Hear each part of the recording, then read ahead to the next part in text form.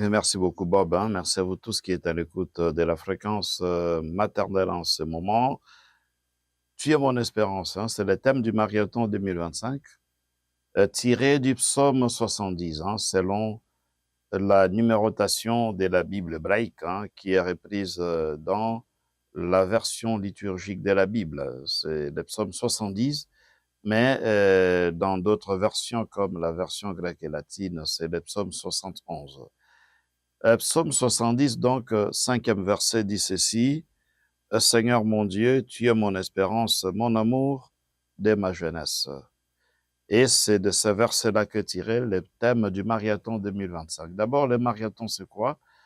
Le marathon, c'est une campagne d'évangélisation au cours de laquelle on procède à la collecte de fonds pour soutenir et donc réaliser les projets pastoraux de Radio Maria à travers le monde. C'est un événement international, hein, le marathon, qui signifie d'abord course avec Marie. Dans le mot marathon, qui est un néologisme, on voit la fusion de deux mots, marathon, course, et Maria, donc référence à la patronne de Radio Maria, la Vierge Marie, ce qui fait que marathon veut dire courir avec Marie, course avec Marie, dont le fondement biblique se trouve en Luc 1,39. Hein. Marie partit en toute hâte vers un village de la Judée, dans la maison de Zacharie, et saluait Élisabeth. Donc, le premier marathon, course avec Marie, c'est celui que la Vierge a effectué elle-même de Nazareth jusqu'à En-Carem, les villages de Zacharie et Élisabeth, hein, Luc 1, 39. Voilà pourquoi chaque année, depuis pratiquement 13 ans, Radio Maria chaque année célèbre le marathon. Ça a commencé en Amérique latine, au Pérou notamment, et puis ça s'est répandu partout dans le monde, à travers le monde. Hein. Et partout il y a Radio Maria, plus de 80 pays. Au mois de mai de chaque année, on célèbre le marathon. C'est, comme je disais, un moment où on doit d'abord prier. Hein. Le marathon, c'est un moment de prière. Voilà pourquoi ça commence par la messe. Il y aura des moments de prière, rosaire, messe et autres formes de prière recommandées par l'Église, parce que c'est un événement spirituel. C'est un événement pastoral parce que c'est une campagne d'évangélisation où on sensibilise les auditeurs sur le thème du marathon, et cette année, c'est Tu es mon espérance. Psaume 70, cinquième verset. Et le marathon est aussi un événement promotionnel par rapport à la radio de la Vierge Marie, parce que c'est durant le marathon qu'on fait connaître davantage Radio Maria, et c'est durant les marathons qu'on collecte des fonds pour soutenir les projets de Radio Maria à travers le monde.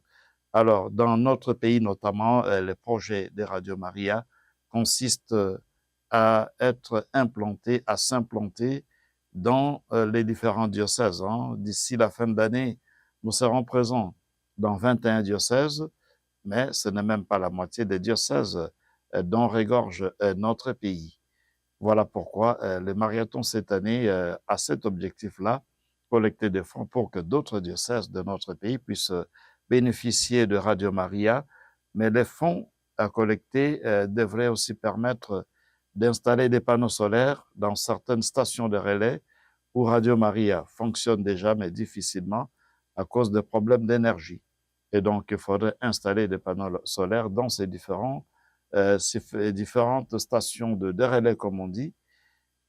Mais tout part d'abord de la spiritualité. Voilà pourquoi il y a un thème. Tu es mon espérance. Et l'objectif du marathon, c'est justement pour aider les auditeurs à s'approprier le thème du marathon, pour en faire un leitmotiv, en faire une devise, pourquoi pas, de façon que ce thème-là puisse nous transformer de l'intérieur. Alors, tu es mon espérance. Psaume 70, cinquième verset. Le psaume 70 peut être considéré comme un psaume d'espérance. Il y a des psaumes de supplication, des psaumes d'action des grâces. Le psaume 70, qui est aussi un psaume de supplication, est en même temps psaume d'espérance, parce que le mot espérance revient au moins 2 ou 3 fois dans ce psaume-là. Et on voit que celui qui prie est un homme qui incarne l'espérance. L'espérance au sens vraiment biblique du mot, comme le fait d'être attaché à Dieu de façon ferme. Et rester attaché à Dieu malgré les difficultés, malgré les épreuves, c'est cela l'espérance. La foi nous permet d'adhérer à Dieu, de s'appuyer sur lui, et l'espérance nous permet de rester accrochés à Dieu dans des moments difficiles. C'est ça un peu la différence. Par la foi, j'adhère à Dieu, je m'attache à lui, mais l'espérance me permettra de rester attaché à Dieu dans des moments des épreuves, dans des moments difficiles. Celui qui prie dans ce psaume 70, c'est d'abord une personne qui a bien passé sa vie. Dans les différents versets de ce psaume, il parle de sa jeunesse, il parle de son passé qui est un passé glorieux, où il n'avait que la louange sur ses lèvres. Il louait Dieu, et puis à un certain moment, les difficultés ont commencé. Comme ça arrive dans la vie de chacun de nous. Il y a des hauts et des bas. Et voilà, lui, après avoir passé une vie agréable pendant des années, les difficultés commencent. Apparemment, il est à la fin de sa vie, mais ça peut être pris aussi de façon symbolique, pas nécessairement à la fin de sa vie parce que, voilà, sous le poids de l'âge, il sent qu'il va partir. À la fin de la vie, il peut aussi tout simplement dire, il est, comme on dit, il en a ras-le-bol, il est au bord du gouffre. Alors, qu'est-ce qu'il fait? Il se tourne vers le Seigneur. Il dit qu'il est humilié. C'est ça le mot qu'il utilise. De le premier verset, il dit qu'il est humilié. Lui qui était bien, qui n'avait pas de problème dans sa vie, maintenant il est humilié. Humilié par qui? Par des adversaires. Il fait allusion aux adversaires dans ce psaume-là, ce psaume 70.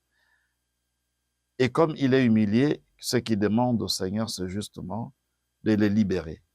Alors, ce psaume d'espérance, ce psaume 70, a aussi les connotations d'un psaume de libération, parce que le mot libéré revient au moins 2 fois dans ce psaume-là aussi.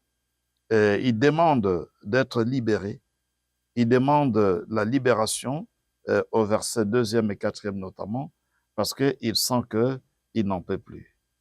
Mais son espérance s'appuie sur 2 choses. D'abord, sur le fait que dans le passé, il a déjà fait une expérience exceptionnelle de Dieu dans sa vie. C'est-à-dire que dans le passé, il a été sauvé par Dieu dans des moments difficiles.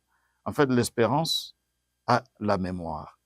Il y a toujours la mémoire de l'espérance. C'est-à-dire que quand on espère aussi parce qu'on sait que dans le passé, Dieu a déjà accompli les merveilles dans votre vie. Et comme Dieu a accompli les merveilles dans votre vie dans le passé, et qu'il ne change pas, et donc je peux espérer aujourd'hui que ce Dieu qui ne change pas peut encore me sauver, peut encore me libérer aujourd'hui. Donc il se fonde sur sa mémoire, il se rappelle de son passé, où il a connu des problèmes et Dieu l'avait sauvé. Alors, sur base de son passé, il continue à espérer dans le présent. La deuxième chose, il y a aussi sa foi, la certitude que le Seigneur ne peut pas l'abandonner. Voilà pourquoi, en homme d'espérance, il dit déjà, tu m'as sauvé. Donc, il accueille déjà les grâces du Seigneur au présent, alors qu'il est encore en difficulté. C'est ça l'espérance. Donc, c'est lui qui a l'espérance est un peu comme les coqs, qui chantent avant l'aube. L'aube n'est pas encore là, mais les coqs chantent. Parce qu'il est sûr que le soleil finira par se lever. Et donc, l'espérance s'appuie sur le passé, c'est-à-dire sur les merveilles que Dieu a accomplies dans nos vies, parce que Dieu m'a toujours été source de salut pour moi, il m'a toujours sauvé. Donc, dans le présent, j'espère que ce Dieu qui n'a pas changé continuera à intervenir dans ma vie. Mais l'espérance s'appuie aussi sur le futur.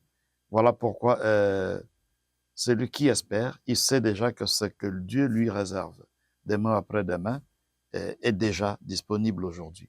Voilà pourquoi dans ce psaume, souvent, il va dire « tu m'as sauvé, tu m'as guéri », alors qu'il est encore en difficulté. Parce que son espérance s'appuie sur le passé, c'est-à-dire les merveilles que Dieu a accomplies dans le passé. Son espérance anticipe l'avenir. C'est un peu comme la Vierge Marie, hein, qui chante de Magnificat avant la naissance de son enfant. En principe, c'est après avoir vu la merveille de Dieu qu'on peut chanter un chant d'action de grâce. Mais la Vierge Marie anticipe. Avant même que Jésus ne naisse, elle chante déjà les Magnificat parce qu'elle espère. Et voilà, celui qui espère anticipe dans le présent ce que le Seigneur devrait lui donner dans l'avenir. Merci.